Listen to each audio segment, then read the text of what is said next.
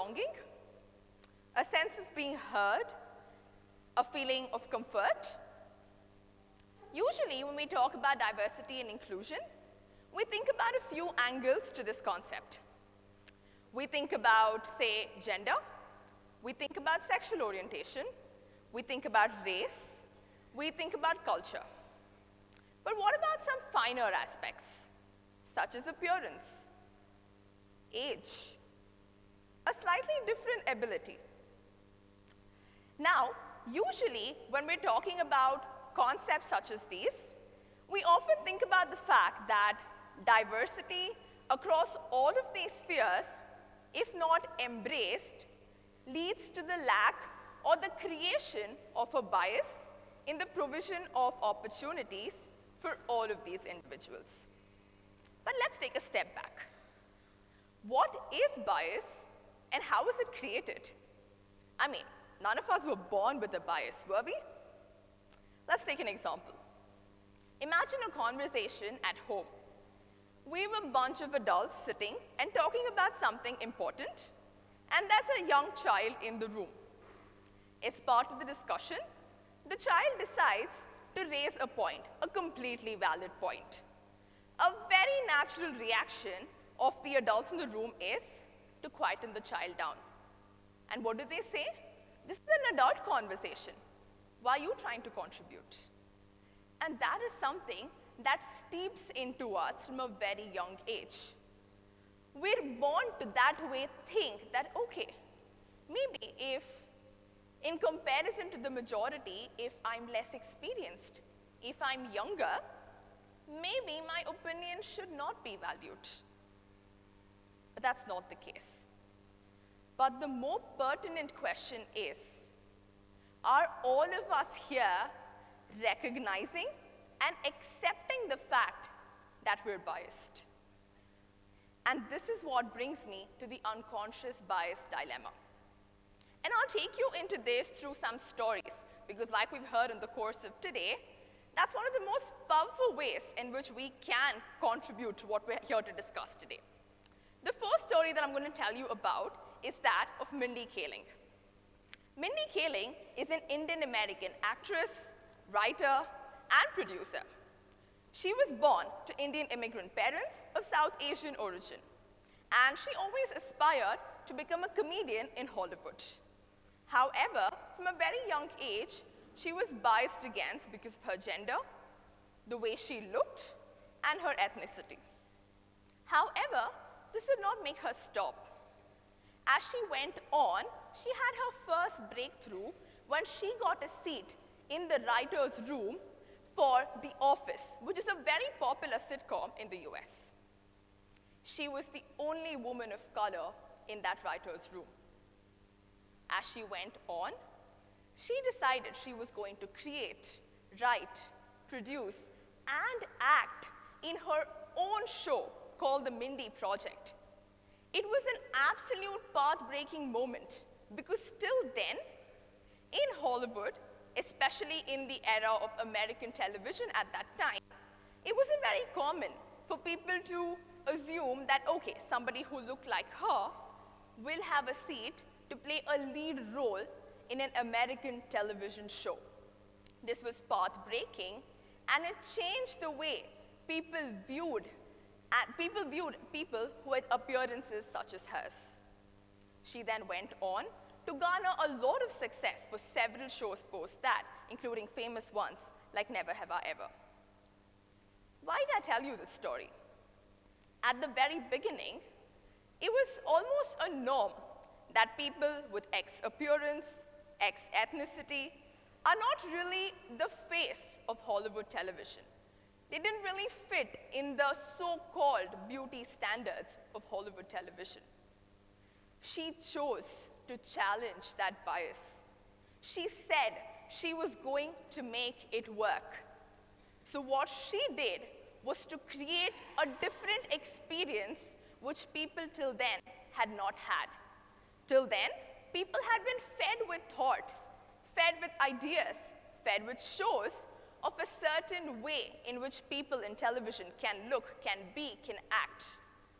And then when she changed that narrative, there was a shift in mindset of an entire generation of viewers and of television producers.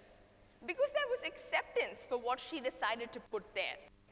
And that then created waves of change, transforming mindsets for generations to come. The next such story I'm going to tell you is of Radhika Gupta. Radhika Gupta is the CEO of Edelweiss Asset Management. Radhika was born with a medical condition which caused a tilt in her neck. Right from childhood, she was constantly bullied because of this. She struggled to make friends. She was always brilliant, mind you, but she struggled to make friends. She struggled to find a sense of belonging because she was constantly called out for this different ability of hers. As she grew up, she got into the Wharton School of Business, one of the most prestigious institutions in the world. As she went on there to do her academics, she excelled in her academics. However, when she was telling people about her experience, she always recounted feeling a little out of place, feeling like she didn't really belong, she didn't feel like one among her peers. And why? Not because she wasn't as smart of them, not because she didn't score well, not because she wasn't talented, which is what one would assume, right? But because she looked a little different, she had a slightly different ability due to a medical condition. As she went on, she was a very ambitious person, so she decided she wanted to move into the financial sector.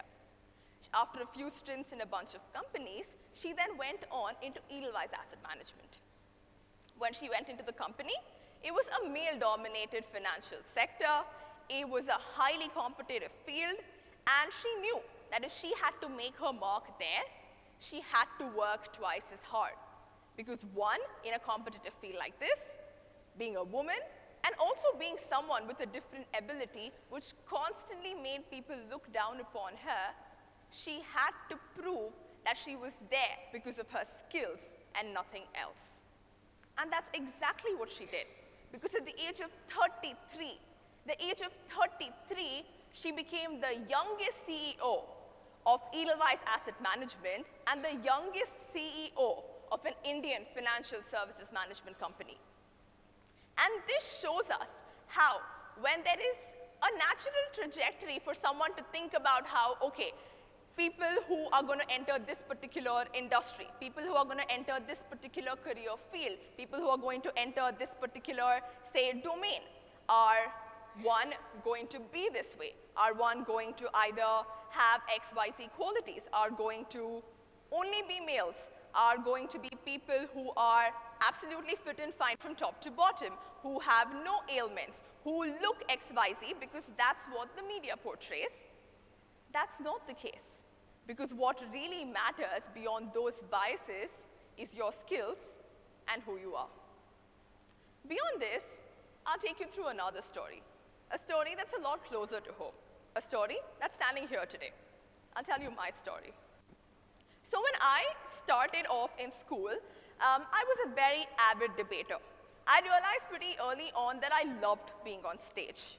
And because of this, when I moved to university, I made a conscious decision to always find avenues where I could continue public speaking. So when I started going to college, I found training as an outlet for me to start discussing topics that I was passionate about. And I started doing this with small groups. I started with my friends, then I expanded a little more, and then I did it with my classroom.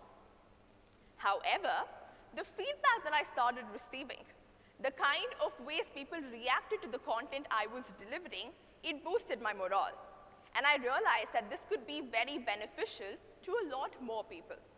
So then I expanded this slowly. I expanded to other classes, other departments, and eventually I started getting invited by other universities from outside to also come and train their students. Now, why am I telling you all of this? Once I had completed my university, I, of course, wanted to continue doing this because I discovered it to be a passion of mine, and I knew I loved being on stage. So I said, okay, I will continue training. So I started looking out for opportunities for more diverse groups of audience that I could train. So I started reaching out to community spaces, I started reaching out to different other audience groups where I could expand not just with college students, but with others too. One such opportunity presented itself to me. It was for a community platform, and they were hosting an event, and they had a particular workshop to be hosted. And it was a great topic. It was something that I really liked. So I put up my hand and I said, okay, I want to do this. I was told that I will have another speaker with me, and both of us were going to conduct this workshop together. I said, great. And as a natural way of introducing, both of our speaker profiles were shared with each other. She was a senior speaker. I was excited to work with her.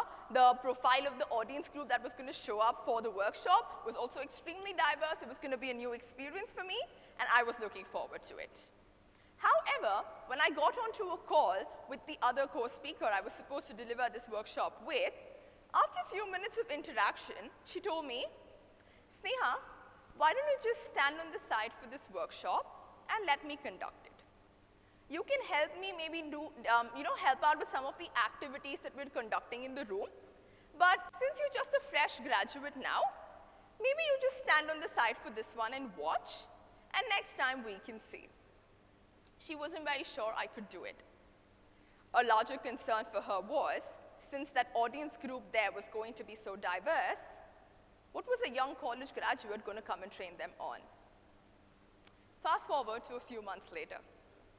I get an email from a very senior leader from a multinational company, and she says that she is looking for a training workshop to be conducted for some of the employees in their company. So I say, great, and we hop on a call to discuss the specifics. When we hop on the call, I realize that the program that they're conducting is a senior women leaders development program, a leadership development program, where every leader is at least 20, 25 years experience in the industry. And she very clearly said, Sneha, for this workshop, we're not reaching out to any of the senior speakers that we usually reach out to. We want you to conduct this. We want somebody with a young and new and unique perspective to speak to our audience. Do you see the stark difference in the two situations? When I walked into that room at that organization, I'm all of 22 years old. I walked into that room, every person in that room had at least 22 years of experience working in the industry. I was a kid in the room, and everyone there chose to sit there because they wanted to listen to me, not because I was 22, but because I brought experience and skills that would add value to them on their leadership journey. And that's what mattered. And how did this happen? If an entire leadership development program team, if that organization did not choose to change the way in which they think, if they said, oh, she's a young kid, what is she going to come and teach our senior leaders? If the attendees in the room looked at me and said, oh, she's 22, I mean, what can she teach me? If they didn't have an open mind, none of it would have been possible. It was a change in mindset, a fundamental shift to something that's been going on for so long. And once that acceptance set in, very naturally, the workshop went amazing, but the feedback post the workshop was what made it worth it. And that's what it takes. So now, all of you must think that, okay, all of this sounds really large. It's large groups of people, extremely famous personalities. What am I going to do as one individual? Trust me, it starts with you. It starts with each and every one of us here. And I'll take another little example to tell you. So I've got this here, okay? And you can say hi to Jelly. This is Jelly. And let's, for the time being, assume that Jelly is all of us in this room, and that it is a norm in today's world to have pink hair, okay? All of us have pink hair, and that is normal. So anybody who doesn't have pink hair is abnormal. Then enter Betty. Betty doesn't have pink hair. Betty has blue hair. So the second Betty enters the room, everyone's looking at Betty saying, huh, doesn't look like me, doesn't have the skills I have, doesn't seem to do what I do. Why should I trust Betty? Why should I listen to Betty? And that is what each one of you should change. Just because somebody has blue hair, if you're not going to raise your hand and say that they also deserve a chance at the table and they also deserve to talk, it's the same logic. The intent matters. Irrespective of how small or how large the bias is, as long as you make a conscious effort to break the chain that's been continuing for so long through a ripple effect, and you decide that you're going to be the one that enables that change in mindset for you, for the person next to you, and then through a new ripple effect, create a change of inclusivity, nothing will change. So today, as I leave all of you, I'm going to ask you one question. And I want all of you to remember this. What are you going to do from this moment in your circle of influence, whatever may be the size, to make inclusivity an intentional and conscious part of every little action of yours? Thank you.